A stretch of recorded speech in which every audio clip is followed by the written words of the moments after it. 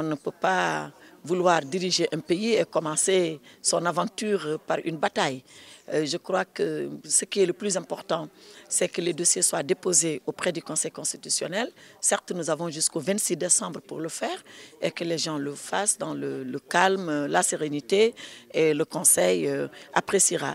Mais je crois que cette bagarre aussi est due à l'irresponsabilité de certains responsables de très haut niveau. Je dis bien irresponsabilité de certains responsables. Quand on va se promener en disant oui, qu'il n'y aura pas plus de 5 candidats, qu'on se met même à la place du Conseil constitutionnel à distribuer des recevabilités et des admissions de dossiers et de candidatures, mais cela génère la bousculade et la violence. Donc je crois qu'il faut arrêter ça. Monsieur le Premier ministre, je suis désolée, il n'avait pas fait cette déclaration intempestive pour dire qu'il n'y aura pas plus de 5 candidats. Sur quoi il se fonde pour le dire? Même si c'est sur un ton taquin, cela psychologiquement met les candidats dans une effervescence absolument inutile.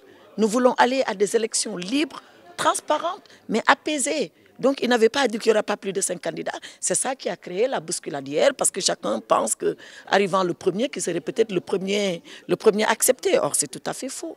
La société du progrès, ce n'est pas la société pour l'émergence. L'émergence est une accumulation de richesses par la croissance. Or, vous le savez très bien, la croissance, elle peut être exogène, elle peut ne pas être endogène. Donc, si elle n'est pas endogène, les populations elles-mêmes n'en bénéficient pas.